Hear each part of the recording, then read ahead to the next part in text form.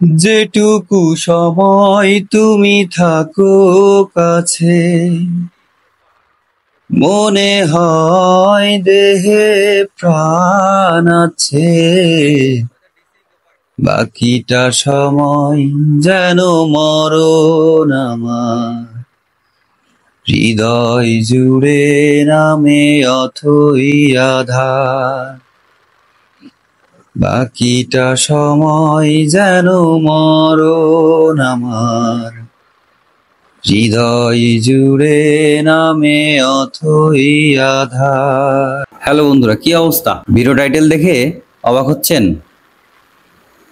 তাহলে কি সত্যি সত্যি কাগজপত্র ছাড়া বাইক চালানো যাবে? চলুন আজকে সেটা নিয়েই আলোচনা করা যাক। প্রথমে দুঃখিত এমন ভিডিও টাইটেলের জন্য। সত্য কথা বলতে, আপনি আপনার টাকায় মোটরসাইকেল কিনে অবশ্যই কাগজপত্র ছাড়া চালাতে পারবেন।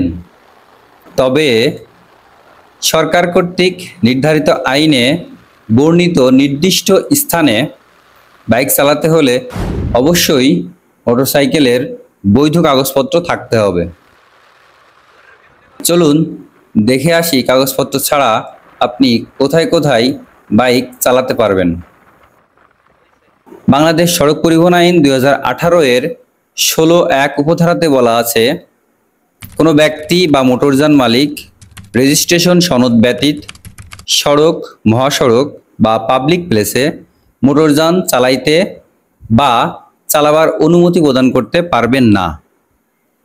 সুতরাং আইনে নির্ধারিত উক্ত 3টি স্থান অর্থাৎ সড়ক, মহাসড়ক এবং পাবলিক প্লেস ছাড়া আপনি অন্য যে কোনো স্থানে মোটরসাইকেল চালাতে পারবেন রেজিস্ট্রেশন বা কাগজপত্র ছাড়াই।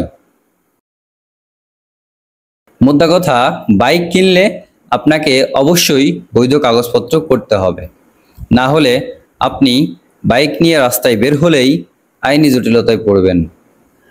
আর যদি চান আপনি বাইক কিনে শুধু মাঠে চাষাবাদ করতে যাবেন, গ্রামের রাস্তায় প্রকৃতি দেখে বেড়াবেন, শহরে বা সড়ক মহাসড়কে উঠবেন না, তাহলে কাগজপত্র না করেই বাইক চালাতে পারবেন।